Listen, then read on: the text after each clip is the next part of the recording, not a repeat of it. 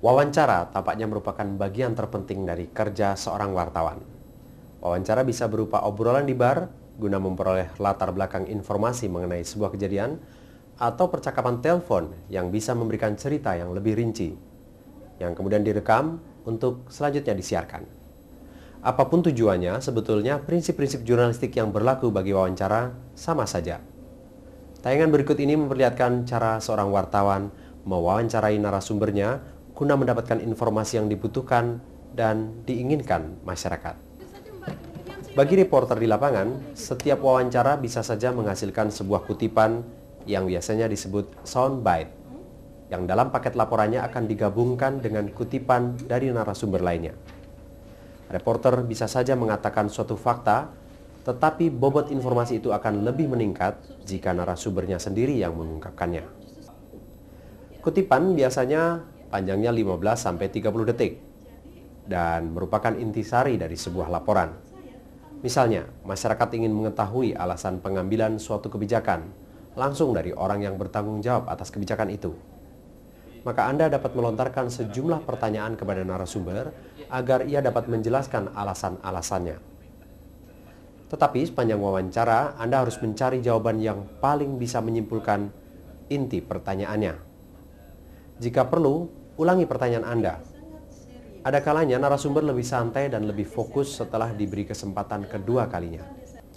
Bisa juga diperlukan wawancara yang lebih panjang, seperti yang biasa dilakukan penyiar dalam dialog pada program berita. Wawancara demikian perlu dilakukan jika dinilai pemirsa berkepentingan untuk memperoleh informasi yang lebih lengkap. Dengan begitu, pemirsa bisa melihat betapa pihak yang bertanggung jawab diberi kesempatan untuk menjelaskan hal-hal yang ingin diketahui oleh publik. Teknik-teknik yang digunakan dalam wawancara di lapangan maupun di studio hampir tidak banyak berbeda. Tujuan utama dari wawancara adalah meminta narasumber menjelaskan atau memberi informasi secara jelas, dan wawancara harus dilakukan dengan cara bersikap kritis, menanggapi setiap hal yang disampaikan oleh narasumber. Reporter memiliki keistimewaan karena berkesempatan untuk menanyakan kepada narasumber mengenai berbagai persoalan yang ingin ditanyakan masyarakat banyak, yang kebetulan masyarakat tidak punya kesempatan itu. Karenanya, sebagai reporter Anda tidak boleh mengecewakan harapan pemirsa. Berikut ini ada beberapa contoh wawancara yang lucu. Yang penting bagi Anda adalah memperhatikan apa yang seharusnya dilakukan dan tidak boleh dilakukan selama wawancara berlangsung. Langkah pertama adalah melakukan riset sebanyak mungkin. Pengalaman yang paling memalukan bagi seorang reporter atau penyiar adalah ketika ia harus dikoreksi oleh narasumbernya sehubungan dengan fakta-fakta yang disodorkannya dalam sebuah wawancara. Saudara, bersama saya di studio malam ini sudah hadir Menteri Pendidikan Bapak Effendi Tanjung. Selamat malam. Selamat malam. Kebijakan barunya yang bocor ke meja redaksi menyebutkan akan adanya pemotongan jumlah jam pelajaran bagi siswa-siswa di Indonesia. Pak Effendi, apakah menurut Bapak kebijakan ini tidak akan merusak sistem pelajaran yang ada di Indonesia? Sebenarnya kebijakannya justru untuk menambah waktu belajar, bukan mengurangi.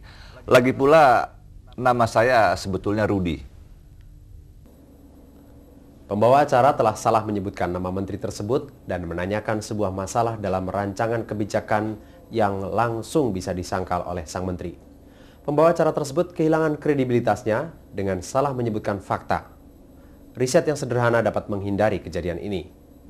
Menuliskan daftar pertanyaan Anda sebelum wawancara akan membantu Anda untuk berpikir secara menyeluruh sepanjang wawancara dan memberikan Anda kepercayaan diri. Tapi jangan terlalu terikat kepada daftar Anda. Simaklah dengan sesama jawaban-jawaban narasumber sehingga Anda dapat mengikuti semua perkembangan percakapan. Jadi Pak Effendi, apakah Anda mengakui bahwa kebijakan Anda akan merusak sistem pengajaran? Tidak. Seperti yang saya katakan tadi, nama saya adalah Rudi. Dan rencana saya untuk meningkatkan waktu belajar adalah justru guna menambah mutu dari pengajaran. Oh, jadi Anda sudah menyebutkannya tadi, tapi tetap saja itu akan merusak sistem pengajaran. Pembawa acara tidak mendengarkan jawaban pertama dari menteri itu dan tetap ngotot melanjutkan dengan pertanyaan yang telah disiapkannya. Fakta yang dikemukakannya salah terus dan usahanya untuk terus menanyakan soal jam belajar yang diperpendek bukannya yang diperpanjang, malah semakin memperburuk keadaan. Usahakan melontarkan pertanyaan-pertanyaan secara lebih terfokus. Jangan mengajukan pertanyaan yang terlalu umum dan berharap akan mendapatkan jawaban yang menarik. Bagaimana hal ini akan terjadi? Apanya yang bagaimana? Anda tahu kan maksud saya? Tidak. Saya tidak mengerti maksud Anda. Pertanyaannya umum sekali sehingga narasumber tidak tahu apa yang diinginkan oleh reporter. Secara lebih spesifik, ajukan pertanyaan satu persatu. Sampaikan pertanyaan secara ringkas dan langsung ke sasaran. Jika tidak, narasumber maupun pemirsa akan bingung. Pak Menteri, mengapa Anda berkesimpulan bahwa menahan anak-anak lebih lama di sekolah merupakan ide yang baik? Ya, saya tahu mungkin banyak orang tua yang setuju dengan ide tersebut karena selain ya anak-anak bisa memperoleh pelajaran secara lebih mendalam seperti misalnya sejarah ataupun geografi, tapi Anda tentunya harus sadar bahwa banyak di antara orang tua yang tidak sependapat. Dan saya rasa pendapat mereka itu patut dihargai karena kebanyakan modern pendapatnya dan saya rasa selama mereka teguh pada keyakinannya dan jujur, saya rasa mengapa tidak diperhatikan. Dan sebenarnya seberapa jauhkah perbedaan pendapat itu? Apakah menurut Pak Menteri itu perlu ditanggapi atau tidak?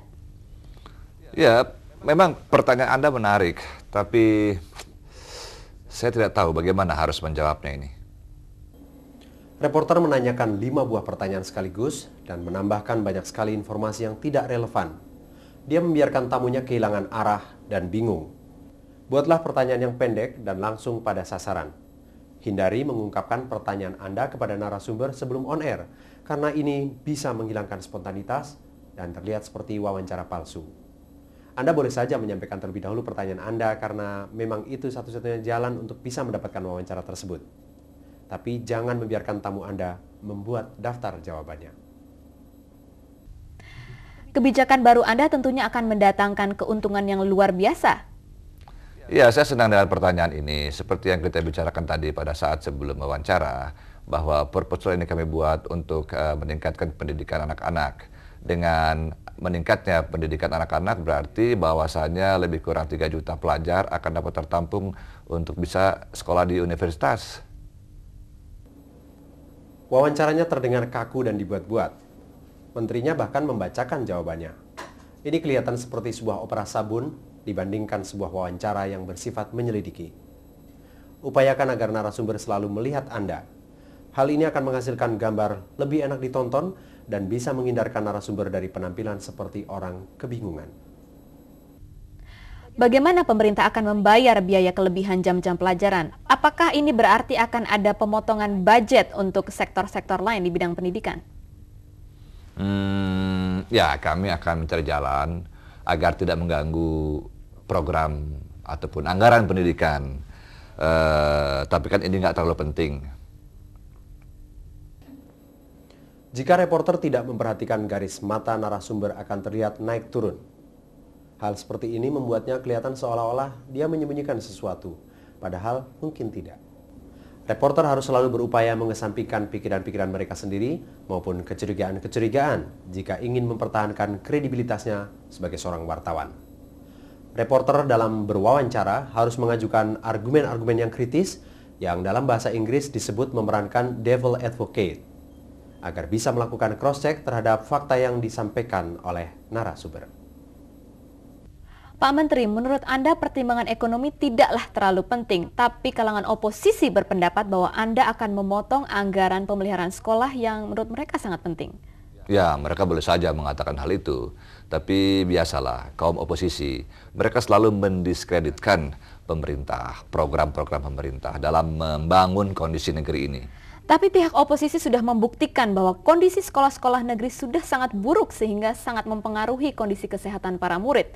Dan mereka mengatakan contoh yang jelas adalah kondisi kamar mandi yang sudah banyak rusak, serta kondisi taman bermain yang sangat kotor. Dalam adegan yang baru saja Anda saksikan, reporter sedang memainkan peranan sebagai devil's advocate. Dengan kata lain, dia menanyakan pertanyaan dari pihak oposisi kepada sang menteri. Secara pribadi mungkin pembawa acara tidak setuju dengan pihak oposisi.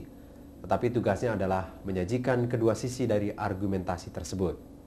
Jadi peranannya adalah berperan sebagai sisi yang tidak hadir dan menantang sang menteri. Wartawan harus selalu mengendalikan jalannya wawancara. Pemirsa bisa melihat jika narasumber memang mencoba mengalihkan pembicaraan atau tidak mau menjawab pertanyaan. Biasanya ada alasan kuat yang membuat narasumber menghindar dari pertanyaan reporter. Seorang pewawancara yang baik harus gigih menggiring wawancara sehingga narasumber mengungkapkan kebenaran. Usahakan mengajukan pertanyaan yang sangat spesifik sehingga narasumber tidak dapat mengelak untuk menjawabnya. Apakah betul Anda akan memotong budget pemeliharaan sekolah untuk membiayai rencana baru tersebut? Saya kira tidak ada satu orang pun yang tahu isi proposal tersebut secara pasti. Karena memang saya belum mengumumkannya tentang rencana itu. Tapi informasi tersebut betul? Ya memang ada masukan-masukan. Tapi kalau dikatakan bahwa saya akan memotong anggaran biaya pemeliharaan gedung, itu lebih bersifat spekulatif dan terlalu dini. Tapi informasi itu betul?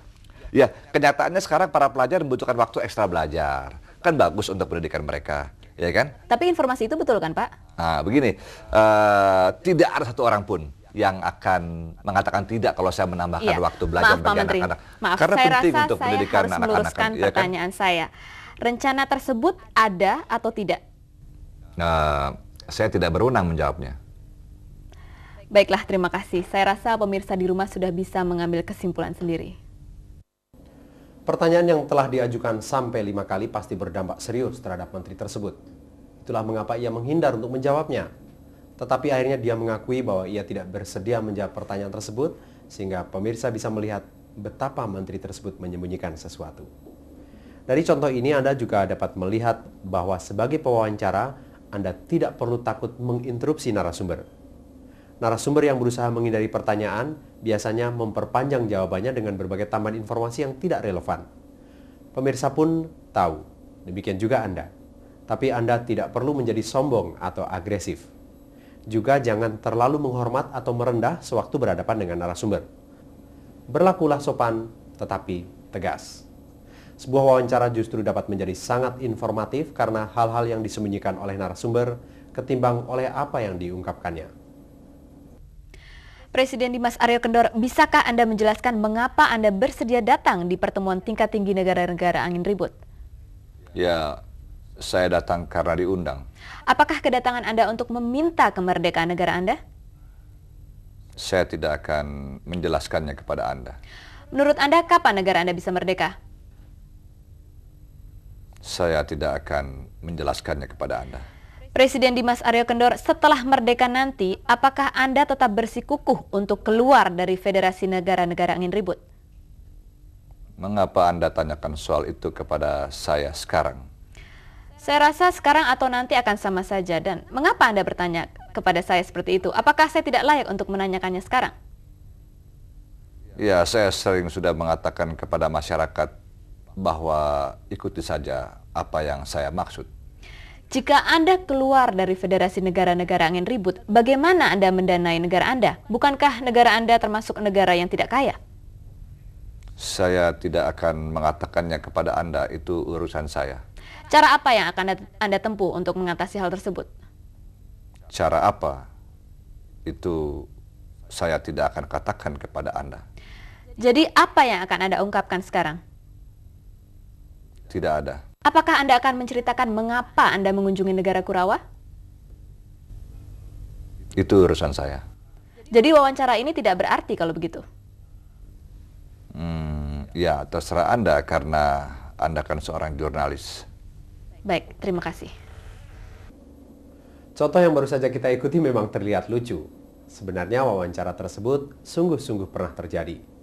Reporternya telah melakukan penelitian dan dapat mempertahankan kredibilitasnya.